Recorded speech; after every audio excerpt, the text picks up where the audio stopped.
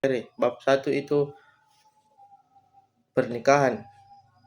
Adapun pengertian pernikahan, nikah dalam bahasa Arab berarti berkumpul atau bertemu dalam syariah Islam. Nikah diartikan sebagai perjanjian suci antara seorang laki-laki dan perempuan untuk membentuk keluarga yang sah dan dilandasi hukum. Lanjut, hukum-hukum nikah. Hukum-hukum nikah terbagi menjadi dua, Al-Quran dan hadis. Al-Quran, dan di antara tanda-tanda kekuasaannya ialah dia menciptakan untukmu istri-istri dari jenismu sendiri, supaya kamu cenderung dan merasa tentram kepadanya, dan dijadikannya di antaramu rasa kasih dan sayang. Sesungguhnya pada yang demikian itu benar-benar terdapat tanda-tanda bagi kamu yang berpikir. Quran Surah Ar-Rum ayat 21. Adapun hadis, wahai para pemuda, barang siapa di antara kalian yang mampu, maka menikahlah, karena itu lebih menundukkan pandangan dan lebih memelihara kemaluan. Hadis riwayat Bukhari dan Muslim. Lanjut, adapun syarat dan rukun nikah. Rukun nikah meliputi 1. Calon suami, 2. Calon istri, 3. Wali, 4. Ijab kabul, 5. 2 orang saksi. Adapun syarat nikah, yang pertama, kedua mempelai harus beragama Islam. Yang kedua, wali harus laki-laki, balik, berakal sehat, dan merdeka. Adapun yang ketiga, ijab kabul harus diucapkan secara tegas dan jelas. Lanjut, tujuan pernikahan. Tujuan pernikahan meliputi 3. Yang pertama itu memenuhi fitrah manusia sebagai makhluk yang diciptakan berpasang-pasangan. Quran Surat As-Sariyat ayat 49. Yang kedua, menjaga kehormatan diri dari perbuatan dosa. Ketiga, melanjutkan keturunan yang soleh dan beriman kepada Allah. Ya, lanjut bab 2. Bab 2 materi itu kewarisan. Adapun pengertian kewarisan. Warisan dalam Islam adalah proses pembagian harta seseorang setelah meninggal dunia kepada ahli waris yang berhak. Adapun dasar hukum kewarisan, surah An-Nisa ayat 11 sampai 12, yang artinya Allah mensyariatkan bagimu tentang pembagian warisan untuk anak-anakmu, yaitu bagian seorang anak lelaki sama dengan bagian 2 anak perempuan. Quran surat An-Nisa ayat 11. Kedua surah An-Nisa ayat 12, yang artinya, dan bagimu suami setengah dari harta yang ditinggalkan istrimu jika mereka tidak mempunyai anak. Quran surah An-Nisa ayat 12. Hadis Nabi Muhammad SAW artinya, bagikanlah harta warisan di antara ahli waris sesuai dengan ketetapan kitab Allah. Hadis riwayat Bukhari.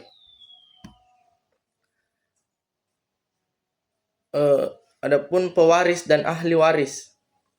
Yang pertama, pewaris. Pewaris adalah orang yang meninggal dunia dan meninggalkan harta yang akan dibagikan kepada ahli warisnya. Yang kedua, ahli waris, anak laki-laki dan perempuan. Anak laki-laki mendapatkan bagian 2 kali lipat dari bagian anak perempuan. Yang kedua, suami atau istri. Suami mendapatkan setengah harta jika istri tidak memiliki anak, dan sepertiga jika ada anak. Istri mendapatkan 1/4 jika suami tidak memiliki anak, dan 1/8 jika ada anak. Yang ketiga itu orang tua. Orang tua mendapatkan bagian tetap, baik ada anak maupun tidak. Keempat, saudara kandung. Jika pewaris tidak memiliki anak, saudara kandung juga bisa mendapatkan bagian warisan. Lanjut, bab 3, wasiat. Pengertian wasiat. Wasiat dalam Islam adalah pesan atau perintah yang diberikan seorang kepada orang lain untuk melaksanakan suatu perkara, khususnya berkaitan dengan harta, benda yang akan dilakukan setelah pemberi wasiat meninggal dunia. Dasar hukum wasiat. Dasar hukum wasiat terbagi menjadi 2 juga, Al-Quran dan hadis. Al-Quran artinya pewaris itu terjadi setelah dilaksanakan wasiat yang ia buat atau setelah pelunasan utang. Quran Surat An-Nisa ayat 11. Adapun hadis artinya tidak ada wasiat bagi ahli waris. Hadis riwayat Tirmizi, An-Nasai, dan Ahmad. Yang berhak menerima wasiat bukan ahli waris, orang yang memiliki hubungan dengan pewaris, orang yang berhak atas wasiat yang disebutkan dalam Al-Quran. Bab 4. Hibah. Pengertian hibah. Hibah adalah pemberian suatu barang atau harta dari seseorang kepada orang lain yang dilakukan secara sukarela dan tanpa imbalan selama pemberi hibah masih hidup. Pengertian hibah secara etimologi. Hibah berasal dari kata wahaba yang artinya memberi sesuatu secara cuma-cuma tanpa mengharapkan balasan. Pengertian hibah secara terminologi. Secara istilah, hibah berarti memindahkan kepemilikan sesuatu dari satu pihak kepada pihak lain secara sukarela tanpa mengharapkan imbalan, dan pemberian yang terjadi selama si pemberi hibah masih hidup. Dasar hukum hibah. Al-Quran artinya, dan berikanlah kepada keluarga-keluarga dekat akan haknya kepada orang miskin dan orang yang dalam perjalanan, dan janganlah kamu menghambur-hamburkan hartamu secara boros. Quran Surat Al-Isra ayat 26. Hadis Nabi Muhammad sallallahu alaihi wasallam. Rasulullah sallallahu alaihi wasallam bersabda, "Berikanlah hadiah, niscaya kalian akan saling mencintai." Hadis riwayat Bukhari dan Muslim. Adapun jenis-jenis hibah. Hibah umum, mutlak, hibah yang diberikan kepada seseorang atau lembaga tanpa syarat ikatan tertentu. Hibah bersyarat, muqayyad, hibah yang diberikan dengan ketentuan atau syarat tertentu yang harus dipenuhi oleh penerima hibah. Hibah wajib, hibah yang diwajibkan oleh hukum syariah dalam ketentuan tertentu. Syarat dan hukum hibah. 1. Syarat hibah. Syarat hibah terbagi menjadi 4. Pertama, pemberi hibah wahib. Yang kedua, penerima hibah mauhub lahu. Yang ketiga, barang yang dihibahkan mauhub. Yang keempat, ijab kabul. Hukum hibah. Hukum hibah terbagi menjadi 3. Hibah hukumnya mubah, diperbolehkan. Hibah juga bisa menjadi wajib ketika ada pihak lain yang harus dipenuhi melalui pemberi nafkah.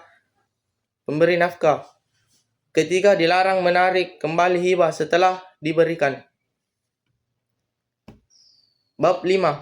Wakaf. Adapun pengertian wakaf. Wakaf adalah tindakan hukum seseorang atau sekelompok orang yang menyerahkan hartanya untuk kepentingan umum atau sosial dalam rangka mendekatkan diri kepada Allah. Dasar hukum wakaf. Al-Quran Surat Al-Baqarah ayat 261, Surat Al-Hajj ayat 77. Adapun hadis riwayat Muslim dari Ibnu Umar, hadis Umar bin Khattab. Syarat wakaf. Syarat wakaf terbagi menjadi 5. Wakif, pewakaf. Kedua, mauquf alaih, penerima wakaf. Yang ketiga, mauquf, artinya yang diwakafkan. Yang keempat, ijab kabul. Yang kelima, nasir, pengelola wakaf. Bab 6. Hittah, perjuangan Muhammadiyah.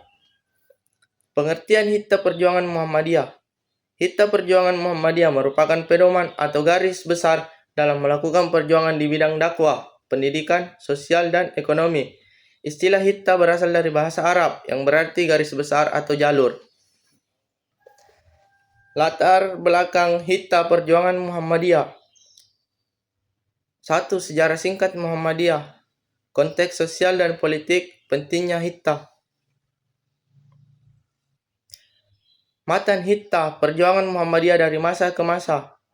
Hittah 1912, Hittah 1945, Hittah 1971, Hittah 1990, Hittah 2000-an. Jadi terima kasih, itu saja tadi materi AI kelima. Assalamualaikum warahmatullahi wabarakatuh.